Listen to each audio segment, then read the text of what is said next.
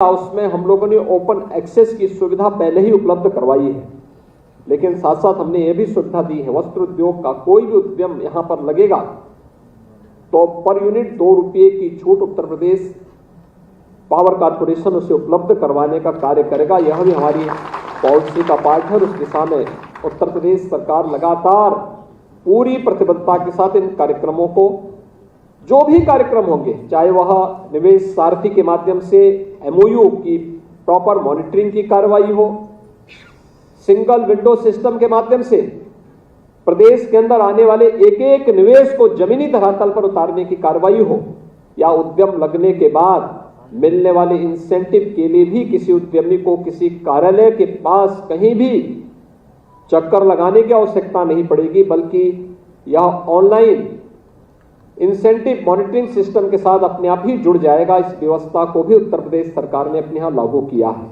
और इसलिए मैं आज के इस अवसर पर आप सबको इस बात के लिए आश्वस्त करता हूं, उत्तर प्रदेश न केवल आपकी सुरक्षा के लिए बल्कि उत्तर प्रदेश में आने वाले आपकी एक एक पूंजी की सुरक्षा के लिए भी आपको पूरी गारंटी देता है, और इसके लिए हम पूरी प्रतिबद्धता के साथ इन कार्यक्रमों को आगे बढ़ा रहे हैं।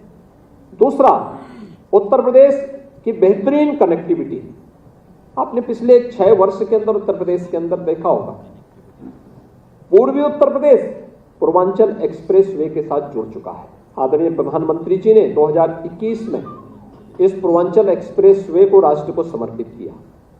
आज पूर्वी उत्तर प्रदेश के किसी भी कोने में कोई व्यक्ति, जिसे पहले प्रदेश की राजधानी लखनऊ में आने के लिए 8 से 10 घंटे लगते थे, आज वह 2 से 2.5 अधिक से अधिक 3 घंटे के अंदर लखनऊ पहुंच सकता है। उसकी दूरी को कम किया गया है। दूसरा, बुंदेलखंड को जोड़ने के लिए बुंदेलखंड एक्सप्रेस वे को भी आदरणीय प्रधानमंत्री जी ने विगत वर्ष राष्ट्र को समर्पित कर दिया है। और उत्तर प्रदेश के अंदर गंगा एक्सप्रेस वे पर वर्तमान में कार्य चल रहा है, जिसे हम 2025 में कुंभ के पहले हमारा प्रयास है कि गंगा एक्सप्रेस वे को पश्चिमी उत्तर प्रदेश से मध्य उत्तर प्रदेश और पूर्वी उत्तर प्रदेश को जोड़ने के लिए मेरठ से प्रयागराज के बीच में इस एक्सप्रेस वे को हम राष्ट्र को समर्पित कर सके।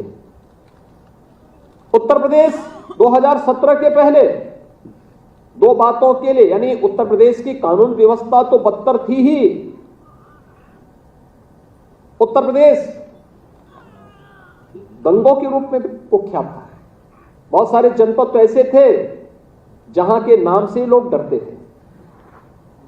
आज मित्रों, उत्तर प्रदेश में किसी जनपद के नाम से डरने की आवश्यकता नहीं।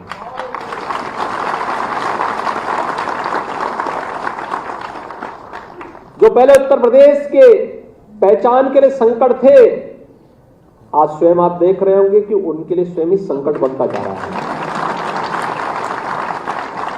और इसीलिए मैं आप सबको इस बात के लिए आश्वस्त कर सकता हूं, उत्तर प्रदेश ने अपनी उस दंगों के लिए, हर दूसरे तीसरे दिन एक दंगा होता था। 2012 से 17 के बीच में 700 से अधिक दंगे उत्तर प्रदेश में हुए थे। 2007 से 2012 के बीच में 364 से अधिक दंगे यूपी में हुए थे। लेकिन 2017 से लेकर 2023 में एक भी दंगा यूपी में नहीं हुआ। एक भी बार कर्फ्यू यूपी में नहीं लगा, उसकी नौबत ही नहीं आने पाएगी। और ये निवेश के लिए और उद्यम स्थापित करने के लिए सबसे अनुकूल अवसर होता है। वह स्थिति उत्तर प्रदेश के अंदर नहीं है। अब कोई पेशेवर अपराधी और माफिया किसी उद्यमी को फोन से डरा धमका नहीं सकता है, कोई नहीं डरा धमका सकता है। उत्तर प्रदेश आज बेहतरीन कानून व्यवस्था की गारंटी आपको देता ही है, लेकिन जो 2 अन्य कलंक यूपी में थे कि जहां से यूपी में घुसो, जहां से सड़कों में गड्ढे दिखाई दें, समझ लो उत्तर प्रदेश की सीमा आ गई है। लेकिन आज उत्तर प्रदेश की इंटर स्टेट कनेक्टिविटी को हम लोग 4 लेन के साथ जोड़ चुके हैं।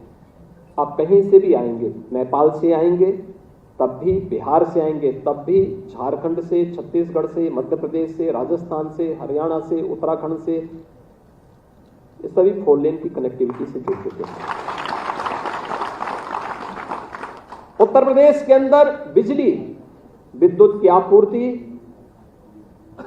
मात्र 4 जनपदों में हो पाती थी। 71 जनपद अंधेरे में रहते थे। और मैं आभारी हूं आदरणीय प्रधानमंत्री जी का और धन्यवाद देता हूं माननीय श्री पीयूष गोयल जी का कि उस समय ये ऊर्जा मंत्री भी थे जब मैं सरकार में आया था। इन्होंने आकर के हमारे साथ पहला एमओयू इन्होंने ही हमारे साथ किया था। उत्तर प्रदेश को 24 घंटे बिजली उपलब्ध कराने के उस कार्यक्रम को आगे बढ़ाया था।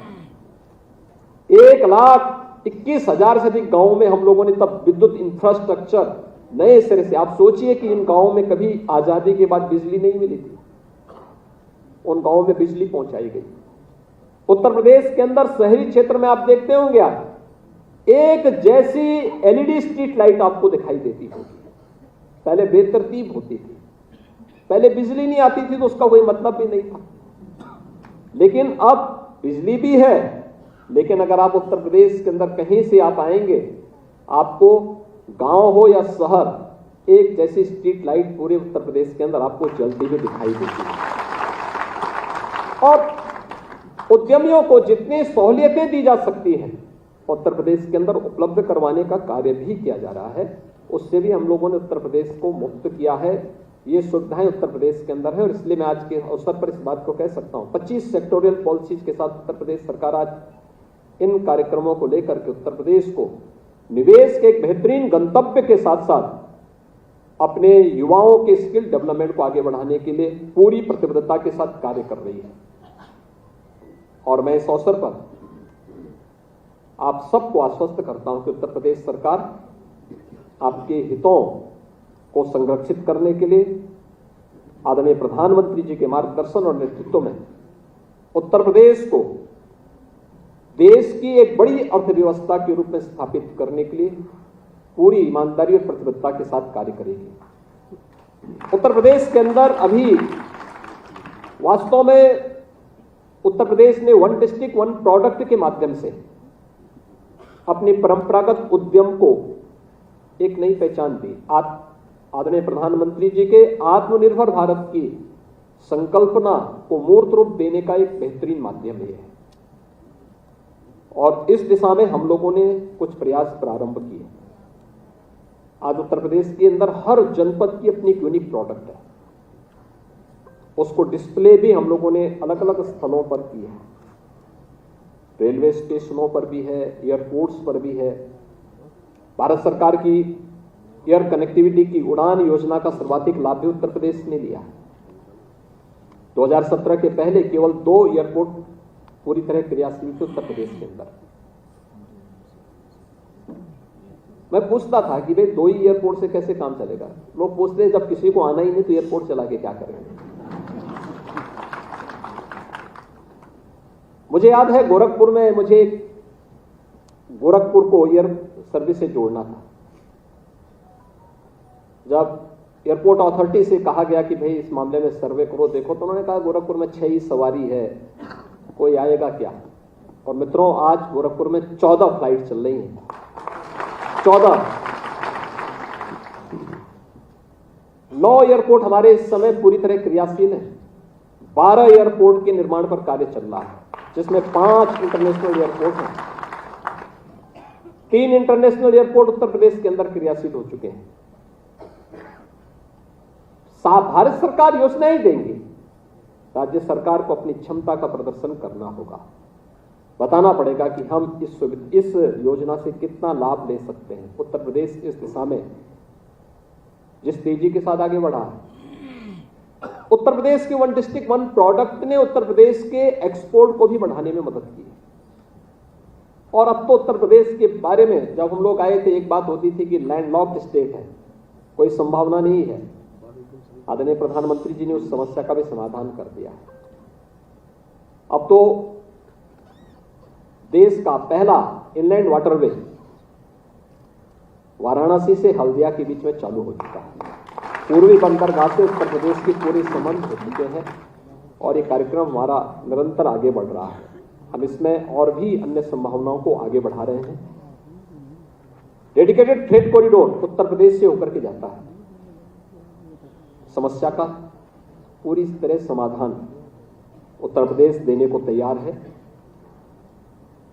अभी उत्तर प्रदेश के अंदर एक्सपोर्ट पिछले 5-6 वर्षों में जितना बढ़ा है, यानी मेरा मानना है कि 6 वर्ष में यह पहले 2017-18 में उत्तर प्रदेश के अंदर केवल 86,000 करोड़ का था। आज यह लगभग 1.25 लाख करोड़ रुपए का उत्तर प्रदेश का हो चुका है। और मैं इस बारे में जरूर नोट करूंगा माननीय पीयूष जी से कि अक्सर मैं देखता हूं हमारी जो परंपरागत उद्यम है एक बार तो दम ही तोड़ चुका था।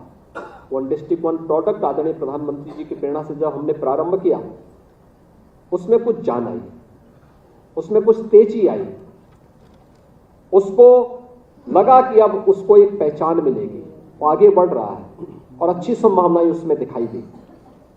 उस दिशा से हमें कुछ चीजें यहां पर आवश्यक महसूस होती हैं, जैसे उत्तर प्रदेश में डिजाइनिंग इंस्टीट्यूट हो, अच्छा वर्ल्ड क्लास डिजाइनिंग इंस्टीट्यूट हो, उत्तर प्रदेश में अच्छा अपना पैकेजिंग इंस्टीट्यूट हो, और उत्तर प्रदेश के अंदर एक अच्छा वर्ल्ड क्लास का फैशन इंस्टीट्यूट के रूप में उत्तर प्रदेश के अंदर उस प्रकार के अच्छे इंस्टीट्यूशंस की स्थापना हो। लैंड जितनी लगेगी हम दो देंगे, राज्य सरकार से हम लैंड उपलब्ध करवाएंगे, अन्य जो भी इंसेंटिव देने होंगे राज्य सरकार उसके लिए उपलब्ध करवाएगी। भारत सरकार और वस्त्र मंत्रालय के स्तर पर इस संबंध में हमें सपोर्ट मिल जाता है तो हमें इसे और अच्छी ऊंचाइयों पर वन डिस्ट्रिक्ट वन प्रोडक्ट में जितना पोटेंशियल है और उत्तर प्रदेश जैसे राज्य में जितना पोटेंशियल है इसको हम एक नई ऊंचाइयों तक पहुंचाने में हमें सफलता प्राप्त होगी।